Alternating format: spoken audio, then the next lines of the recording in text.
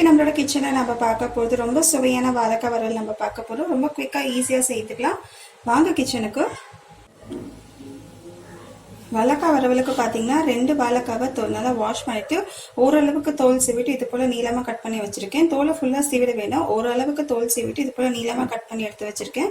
தண்ணியில் போட வேணாம், ஏன்னா நம்ம எண்ணெயில் பொரிக்கிறதுனால தண்ணியில் போட வேணாம். கட் பண்ணிவிட்டு உடனே நம்ம எண்ணெயில் பொரிச்சிடலாம். ஒரு பக்கம் எண்ணெய் சூடாகிட்டுருக்கு, அதில் நம்ம பொரிச்சு எடுத்துடலாங்க. கட் பண்ணி வச்சுருக்கா வாழைக்காவை. எண்ணெய் நல்லா சூடாகிடுச்சிங்க. வாழைக்காவை கொஞ்சம் கொஞ்சமாக போட்டு பொரிச்சு எடுத்துடலாம். நல்லா கிறிஸ்பாக ஆகணும். அந்த வாழைக்காய் சிப்ஸ் மாதிரி நல்லா கிறிஸ்பாக வரும்.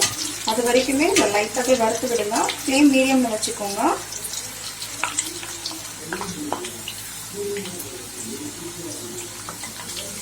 நல்லா கிறிஸ்பாக இருக்குங்க. டிஷ்யூ பேப்பருக்கு மாற்றிடலாம். அத்தனையுமே நல்லா பொரிச்சு எடுத்தாச்சுங்க. நல்லா கிறிஸ்பாக இருக்குது. வாழைக்காய் சிப்ஸ் மாதிரி நல்லா கிறிஸ்பாக இருக்குது. இப்போ இது இருக்கட்டும், இதுக்கான மசாலா நம்ம பார்த்துக்கலாம். சின்ன மிக்சர் ஜாரில் 1/2 டீஸ்பூன் போல் சோம்பு, ஒரு கொத்து கருவேப்பிலை, இதோட ஒரு 7-8 பல்லு பூண்டு. இது அத்தனையுமே தண்ணி எதுவும் இல்லாமல் லைட்டாக கொரகொரப்பாக அரைச்சி எடுத்துக்கலாங்க.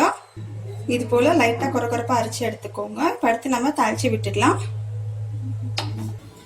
வேறொரு கடாயில் நம்ம வாழைக்காய் பொரிச்சா பார்த்தீங்களா, அந்த எண்ணெயிலேருந்தே ஒரு 2 டேபிள் ஸ்பூன் போல் சேர்த்துக்கோங்க. எண்ணெய் நல்லா சூடாக இருக்குது. எண்ணெய் நல்லா சூடாகவே நம்ம இந்த சோம்பு கருவேப்பிலை பூண்டு இடிச்சா பார்த்தீங்களா, இதை சேர்த்துக்கலாம். 1 டேபிள் ஸ்பூன் போல் சில்லி பவுடர், 1 டேபிள் ஸ்பூன் போல் தனியாத்தூள், 1 டேபிள் ஸ்பூன் போல் கறி மசாலா, இதோட இந்த வாழைக்காய்க்கு தேவையான அளவுக்கு உப்பு, எல்லாத்தையும் நல்லா மிக்ஸ் பண்ணிடலாங்க. இந்த பவுடரெல்லாம் சேர்க்குறப்போ ஃப்ளேம் வந்து ஸ்லோவில் வச்சுக்கோங்க.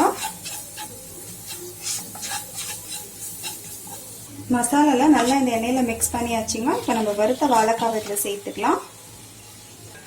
மசாலா நல்லா பரட்டி விட்டுருங்க. ஃப்ளேம் ஸ்லோலியே இருக்கட்டும். மசாலா நல்லா ஈவனாக கலந்தாச்சுங்க. ஸ்லோ ஃபயர்லேயே அப்படியே நல்லா ரோஸ்ட் ஆகட்டும் ஒரு 5 நிமிஷத்துக்கு.